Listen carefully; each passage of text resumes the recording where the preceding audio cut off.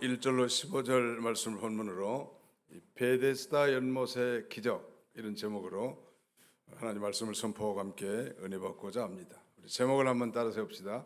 베데스다 연못의 기적.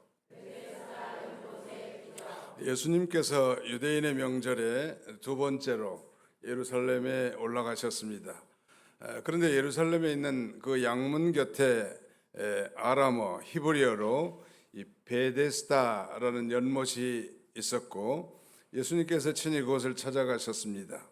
이 연못은 일종의 이 간헐천이었는데요. 이 간헐천이라고 하는 것은 그 일정한 간격을 두고 뜨거운 물이나 그 수증기를 품었다가 멎었다가 하는 그런 온천을 가리키죠. 일본의 그 후지산 등성에 가면 많은 그 온천들이 있고 우리 눈으로 볼 수 있도록 물이 보글보글 끓어오르는 모습, 거기에 계란도 삶아서 마시고 그다음에 좋은 그 온천을 하면 몸에도 좋다고 이렇게 선전들을 참 많이 하는데 아마 히브리 그 베데스다는 연못은 양문 곁에 있는데 아마 그런 간헐천이었던 모양이에요.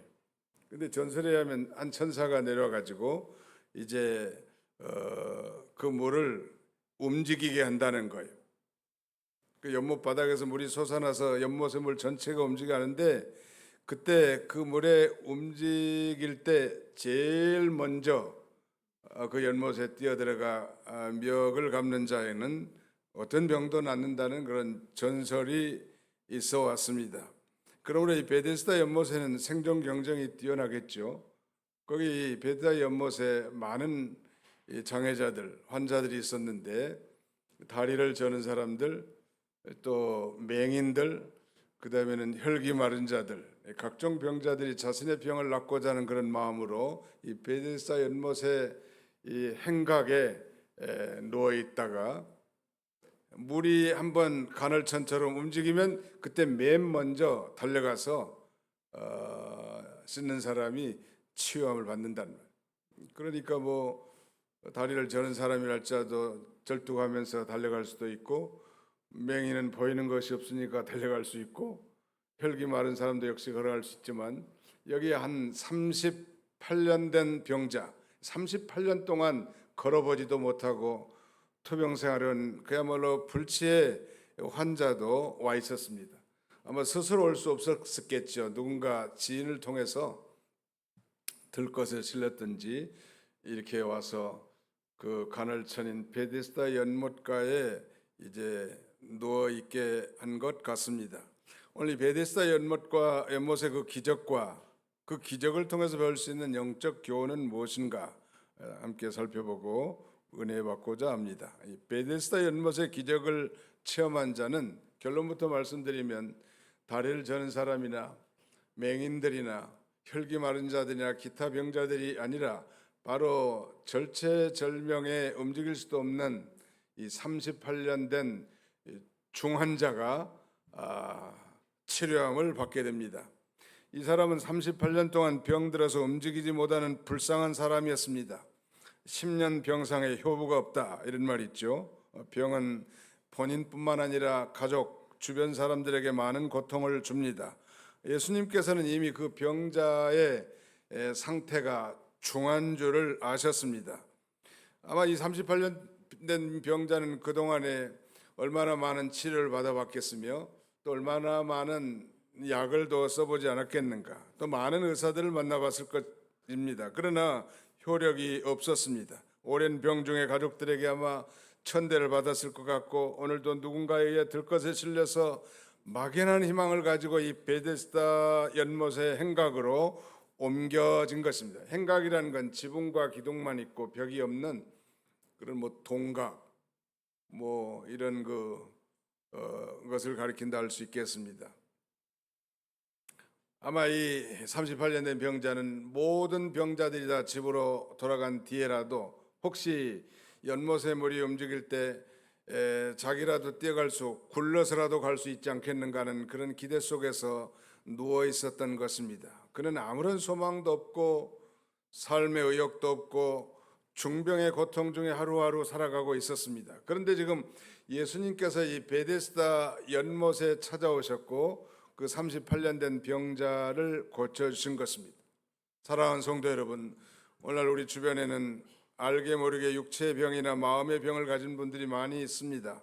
겉으로는 멀쩡해 보여도 수십 년간 속병을 크게 앓고 있는 이들이 있지요. 그러나 본질적으로는 모든 인류는 그 아담의 죄로 말미암아 그 죄의 병에 걸려 고통을 받고 있는 병자들이란 사실을 인식하는 것이 대단히 중요합니다.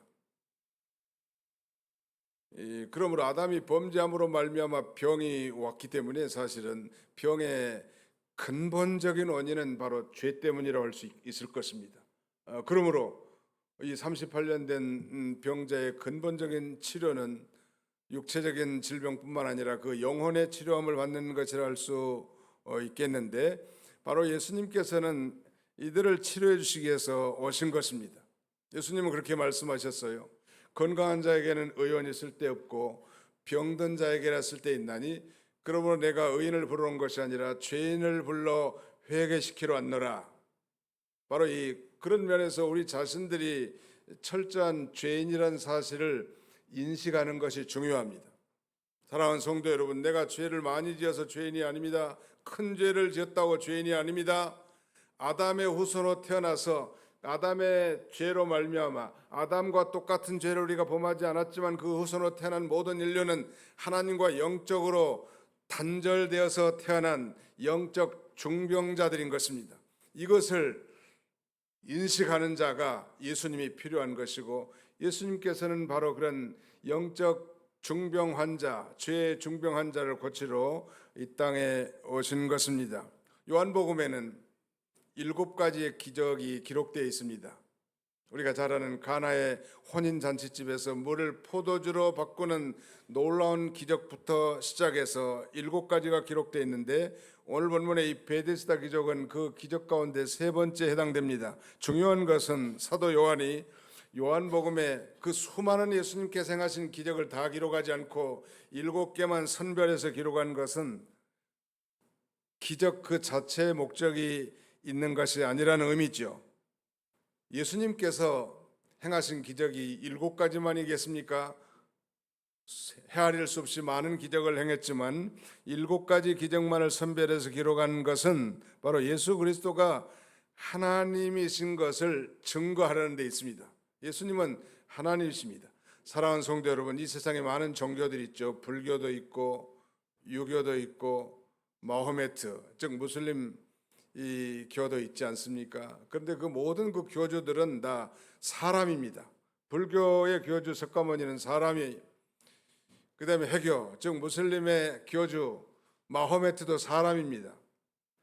공자, 유교의 교주도 사람, 공자입니다. 그러나 예수님은 바로 완전한 하나님이시죠. 사람의 몸을 입은 완전한 하나님이신데 자신이 하나님이신 것을 증거하고 또 그를 하나님으로 영접하는 자, 그를 믿는 자에게 구원을 주시기 위해서 바로 이 7가지의 놀라운 기적들을 기록해 놓은 것입니다. 오늘 본문 38년 된 불치의 병자를 고쳐준 치유 사건도 예수님이 바로 하나님의 아들이신과 그를 믿도록 하시기 위한 것입니다. 사람들은 잘 믿지 않는 것이 본성인가 봐요. 그래서 놀라운 이 기적을 행하면 기대를 가지고 믿는 경향이 좀 많은데, 예수님이 행하신 그 기적은 그 기적 자체가 목적이에요. 사람들은 그 기적에 관심이 있죠. 물을 포도주로 바꿨다고 하더라, 죽은 자가 살아났다고 하더라, 불치의 병이 고침받았다고 하더라, 기적적인 놀라운 역사가 있다고 하더라, 그런 관심이 있지만 예수님의 관심은 그 놀라운 사건을 일으키신 그분, 바로 예수님이 하나님의 아들이신 것과 또 그 예수 그리스도를 믿도록 하기 위해서 그런 기적을 일으켰고요. 실제로 많은 크리스찬들이 예수님을 영접할 때 처음부터 구원을 받기 위해서 오신 사람들보다는 가족 구성원들 가운데 한 사람이 불치의 병이 걸렸다든지 사업에 실패했다든지 육체의 질병으로 고통 중에 있다든지 그런 자들이 혹시 예수를 믿으면 낫지는 않을까, 아니 예수를 믿으면 좀 부자가 되지는 않을까? 예수를 믿으면 잘 된다고 하는데 예수는 한번 믿어볼까? 그런 그 호기심을 통해서 교회에 나오기 시작하고, 그런 호기심을 통해서 교회에 나와서 정말 참된 복음을 듣고 그 영혼의 질병이 치료받는, 영혼의 구원받는 놀라운 역사로 전환되는 일들은 너무너무 많은 것입니다.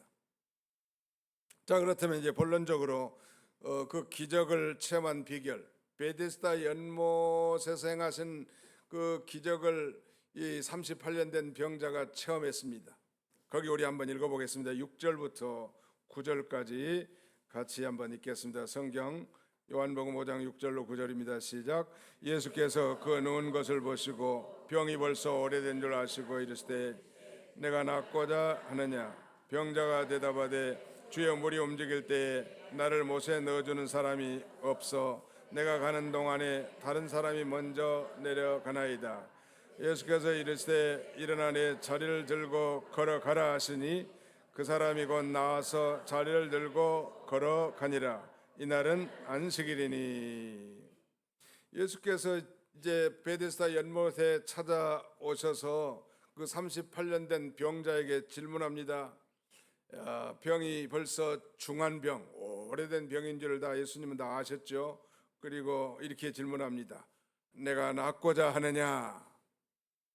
그때 뭐 제가 낫고자 합니다 이렇게 대답한 것보다는 이 병자는 이렇게 대답합니다. 병자가 대답하되 7절에 주여, 물이 움직일 때 나를 못에 넣어준 사람이 없으니 없어 내가 가는 동안에 다른 사람이 먼저 내려가나이다. 정말로 낫고자 하는 간절한 마음과 염원이 있지만 몸이 이러다 보니까 다리를 저는 사람이라도 절뚝절뚝해서라도 뛰어들어가고, 맹인이라도 배는 거 없으니까 정신없이 뛰쳐들어가고, 혈기 마른 사람이라 할지라도 각종 병자들도 다르가는데 나는 누군가에 의해서 그 못에, 베데스다 연못에 넣어준 사람이 없어서 내가 굴러서 가는 동안에 다른 사람이 먼저 내려갑니다. 이 얘기를 역설적으로 바꾼다면 정말 나는 낫고 싶은데 도대체 나는 불가능합니다. 그런 거예요. 사랑하는 성도 여러분, 우리 모든 인류는 다 아담의 후손들입니다. 아담과 하와를 통해서 난 이 형제 자매들이죠. 넓은 의미에서는. 근데 아담이 우리가 잘 아는 대로 에덴 동산에서 하나님의 계약, 하나님의 언약을 위반합니다. 선악과를 따먹지 말라고는 하나님의 계약을 위반했고, 그 불순종으로 말미암아 하나님과 영적으로 단절돼 버리죠. 그리고 육체도 930년 후에 아담이 죽습니다. 죽음이 들어오는 거예요. 이 죽음의 원인은 죄인 것이고, 아담이 죄로 말미암아 우리 인생들의 많은 이 질병과 고난도 아담의 죄로 말미암은 결과의 산물이, 궁극적으로는 죄로 말미암아 온 것이라고 할 수 있겠죠. 모든 병이 다 죄 때문입니다. 이런 말은 너무 통속적이긴 하지만 근본적인 걸 따진다면 아담이 범죄함으로 온 것입니다. 모든 정신적인 질환도 마찬가지고 육체적인 질환도 마찬가지. 근데 더 근본적인 문제가 해결되는 것이 중요하지 않겠습니까? 내가 낫고자 하느냐? 예, 낫고자 합니다만 저는 제 힘으로는 아무것도 할 수 없는 그야말로 38년 된 중풍병자입니다. 감당하기 어렵습니다. 그때 놀라운 그 예수님의 자비로운 음성이 들립니다. 일어나 내 자리를 들고 걸어가라. 예수님이 딱 한 말씀 했을 때 이 38년 된 병자는 조금도 의심하지 않고 한 번도 걸어본 적이 없는 그가 예수님의 말씀에 순종해서 일어나는 거예요. 일어나니까 발목에 힘이 생기고 힘줄이 생기고 힘이 생겨서 자리를 들고 일어설 수 있는 그런 능력이 그에게 임하게 되는 것입니다. 놀라운 일이죠. 일어나 내 자리를 들고 걸어가라 하신 분은 바로 하나님이신 예수님이란 말. 이 천지 만물이 다 원래는 아무것도 없는 상태 가운데서 말씀으로 창조되었죠. 그래서 어두운 캄캄한 가운데 빛이 있으라 하는 하나님의 말씀에 따라 빛이 있었다고 성경은 증거한 것처럼 이런 창조의 놀라운 능력이 예수님의 말씀에 있는 것입니다. 그러므로 그 말씀을 믿고 순종하는 자에게는 놀라운 역사가 나타나는 거예요. 믿으시면 아멘 합시다. 죽은 지 나흘 돼서 이제 무덤에 갖다 묻은 이 나사로의 무덤 앞에 선 예수님께서 그 나사로의 무덤 앞에 돌을 굴려내라고 말합니다.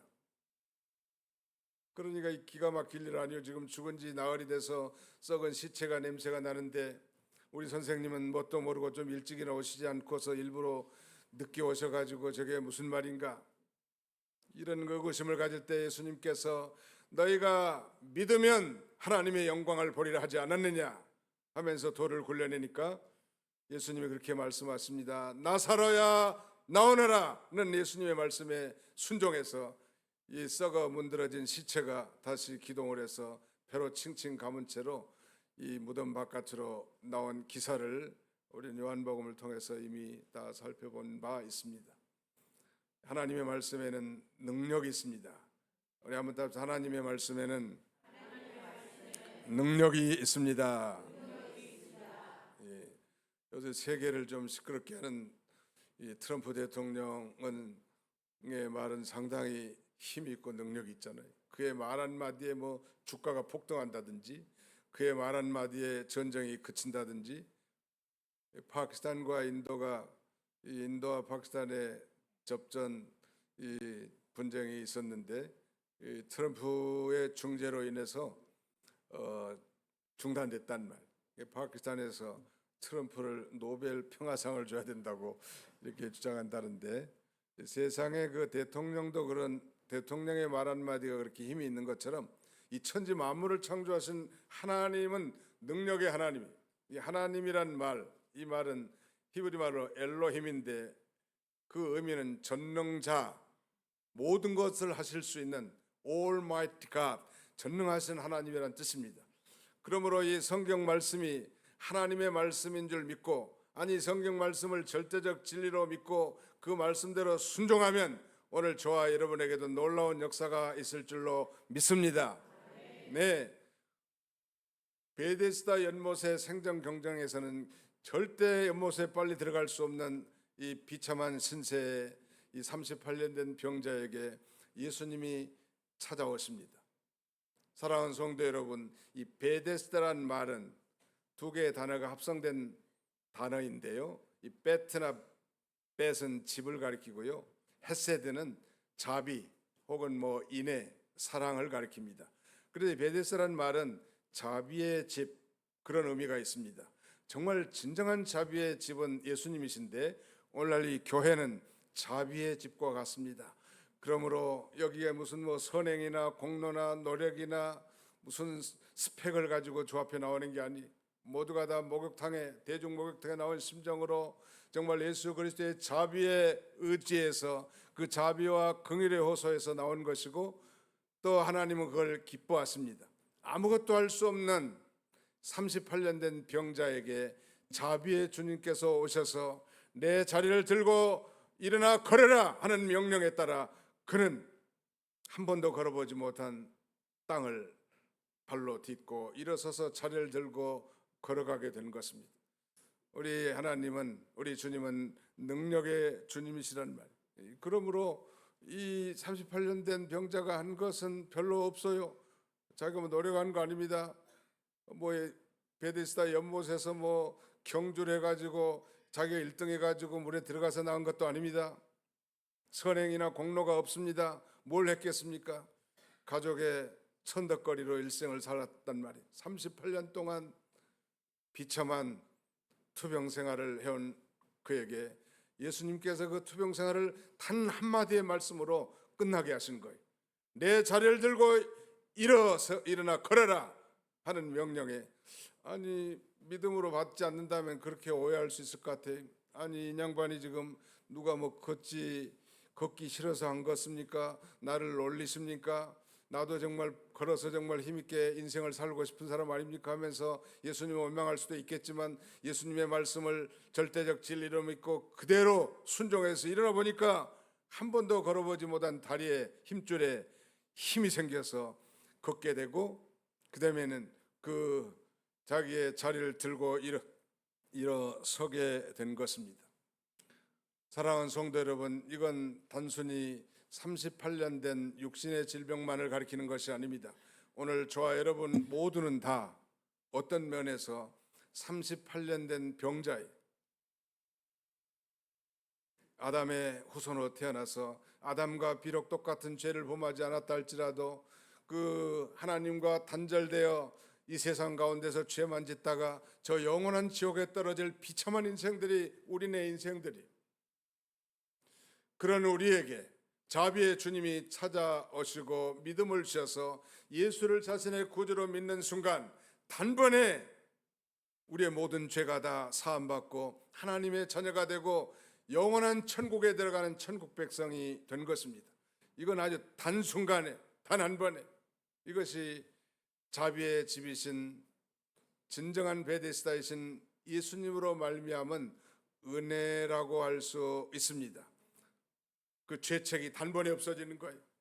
과거와 현재, 미래의 모든 죄책이, 그러나 우리의 죄성도 천천히 거두어 가시고 우리를 성화시켜 마침내는 영화로운 존재로 만들어 나가시는 주님이시죠.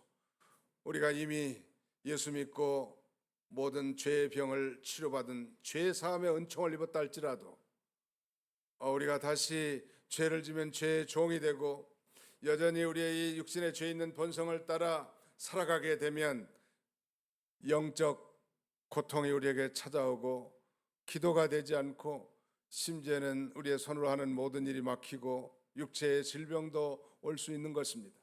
오늘 이 은혜롭게 하나님의 자비로 말미암아 치유받은 이 38년 된 병자가 어떻게 살았는지 우리가 한번 14절 15절 같이 한번 읽어보도록 하겠습니다. 14절로 15절입니다. 시작. 그 후에 예수께서 성전에서 그 사람을 만나 이르시되 보라 내가 나았으니 더 심한 것이 생기지 않게 다시는 죄를 범하지 말라 하시니 그 사람이 유대인들에게 가서 자기를 고친 이는 예수라 하니라. 그 후에 예수께서 성전에서 그 사람을 다시 만났단 말이에요. 이거 보면 이 38년 된 병자가 비록 치유만 받고 세상으로 가는 것이 아니라 여전히 성전 생활을 계속하였음을 우리가 추론할 수 있습니다. 성전에서 기도하고 성전에서 하나님의 말씀을 배우고 성전에서 경건한 성도들과 교제하며 사는 것이 이 치유함을 받은 자의 삶이라 할 수 있습니다. 우리가 이미 예수 믿고 죄사함 받아서 천국 백성이 됐다 할지라도 성전 생활에 등한시하고 말씀을 멀리하고 기도하지 않는다면 우리의 영적 기쁨은 사라질 것입니다. 그렇다고 지옥 가는 건 아니지만 이 영적인 고통은 가중된다는 것 뿐만 아닙니다. 거기 보면 14절 하반절에 이렇게 예수님 말씀하십니다. 보라 내가 나았으니 더 심한 것이 생기지 않게 다시는 죄를 범하지 말라 하시니라 라고 말씀하셨죠. 두 번째 생활은 이제 죄를 떠난 생활하라는 것. 예수를 믿고 구원받아서 교회에서 열심히 봉사도 했고 충성도 했던 사람들이 타락한 일들이 너무너무 많아요. 코로나 이후로 교회를 방학하고 나오지 않은 성도들이 너무너무 주변에 많더라. 이번에 우리 성전 리모델링 하면서 이것저것 다니는데 그 가게들마다 그 사장들이 다 교회를 나가신 분들이에요. 지금은 방학하고 계신 분들이 너무너무 많더라.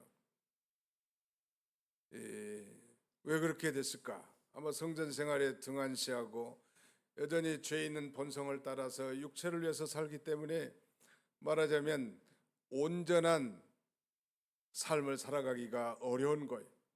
그러므로 우리 그리스도인들이 명심해야 될 것은 이미 구원받고 천국 백성 된 것은 감사할 일이지만 날마다 성전 중심, the temple centered life, 성전 중심의 삶을 살아야 합니다.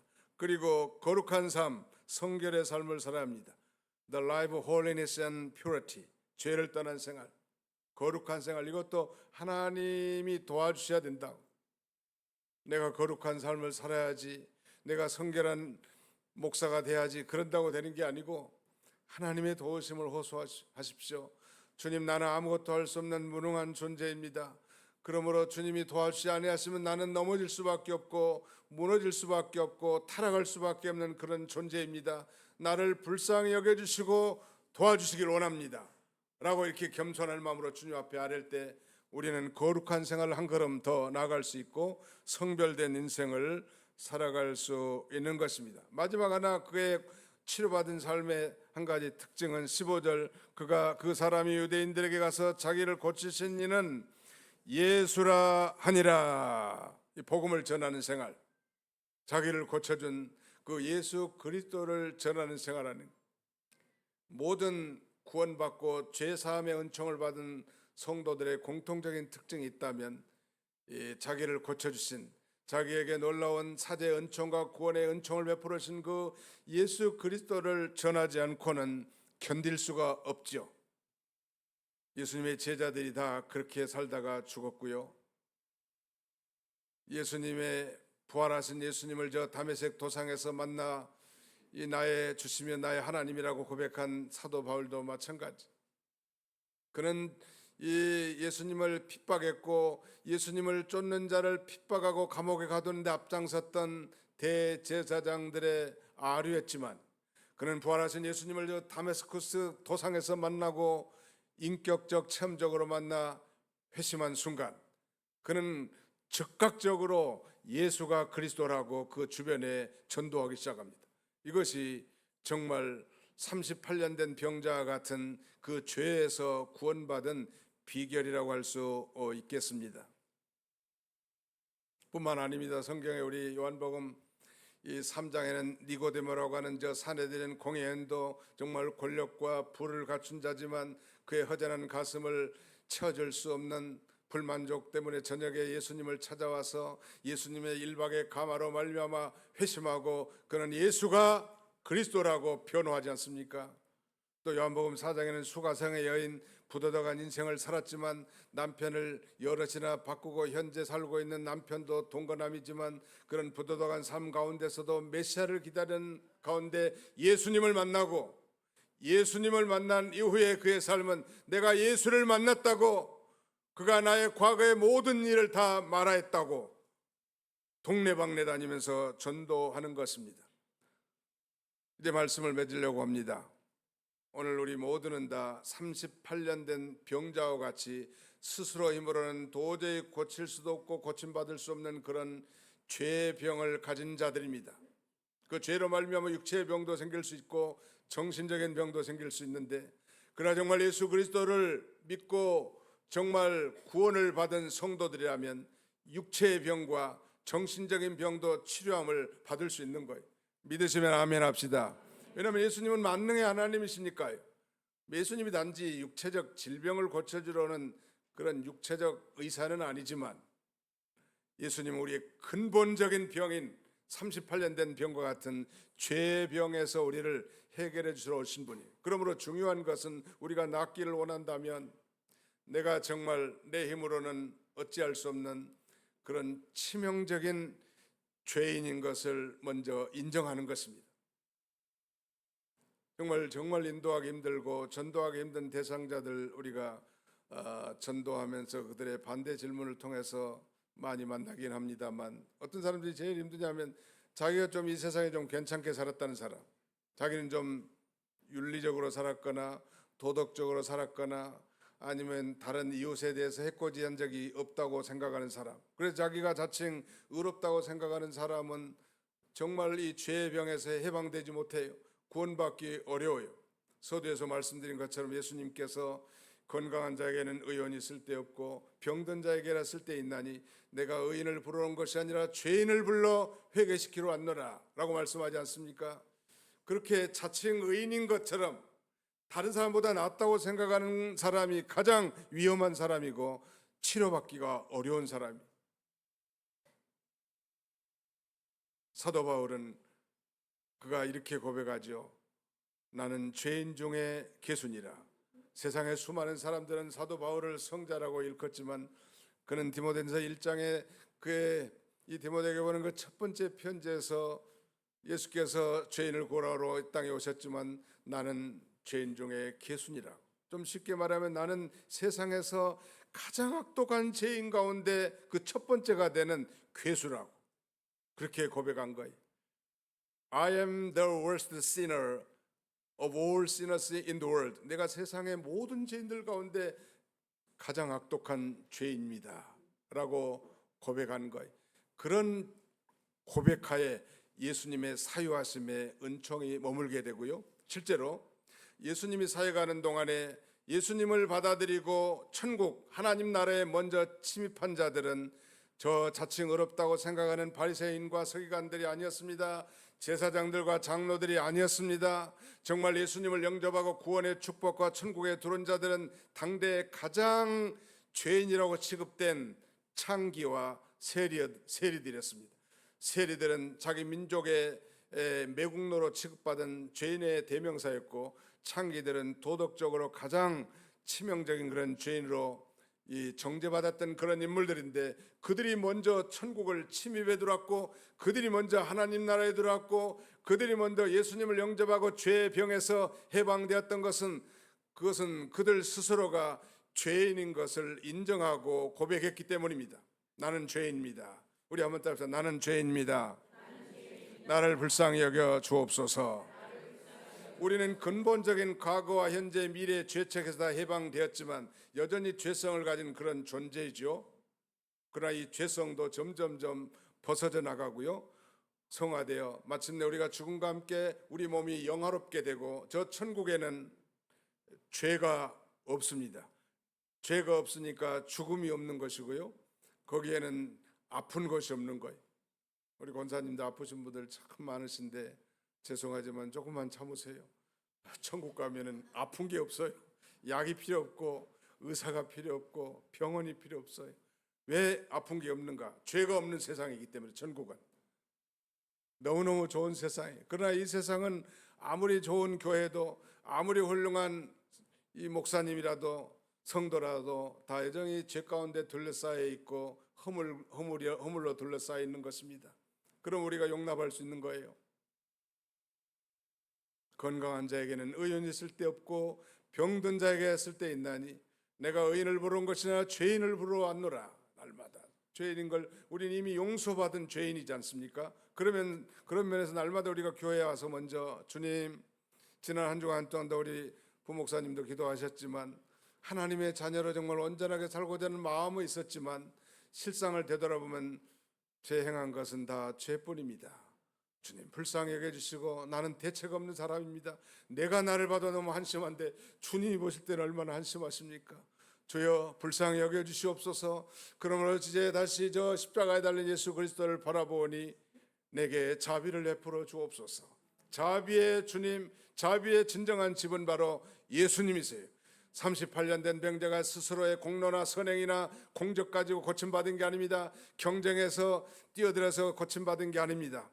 예수 자신의 한계를 인정하고 예수님을 받아 믿고 그 말씀을 그대로 순종할 때 놀라운 역사가 나타난 거예요.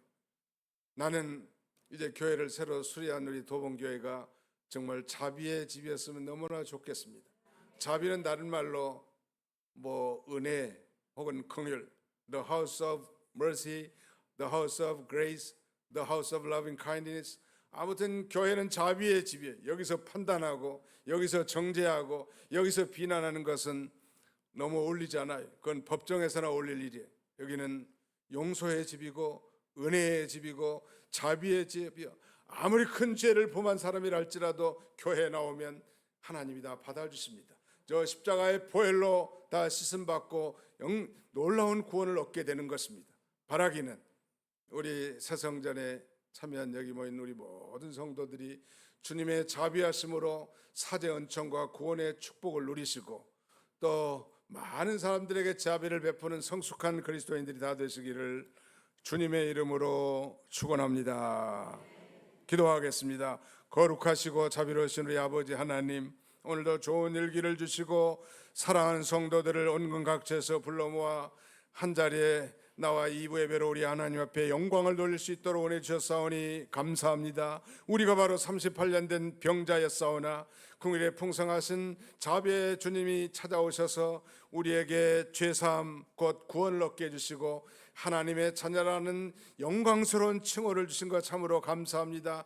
이제는 한 번은 죽지만 다시 부활하여 영원히 살 아버지의 영생을 얻었고 천국을 소유한 바가 되었사오니 자비로우신 아버지 하나님, 이곳에 찾아온 모든 형제 자매들이 이 놀라운 주님의 자비를 체험하게 하시고 놀라운 주님의 긍휼과 은혜를 체험하여 하나님을 찬송하며 영광 돌리는 우리 모두가 다 되게 하여 주시옵소서. 아울러서 육체의 질병으로 시달리며 고통당하고 정신적으로 고통당하는 형제들이 있다 할지라도 우리 주님은 못 고칠 병이 없는 줄 알고 주님 앞에 아뢰고 겸손히 주님 앞에 무릎을 꿇고 주의 자비와 긍휼을 호소하여 온전하게 치료받고 강건함으로 아버지 하나님을 섬길 수 있도록 은혜 위에 은혜를 더하여 주시옵소서.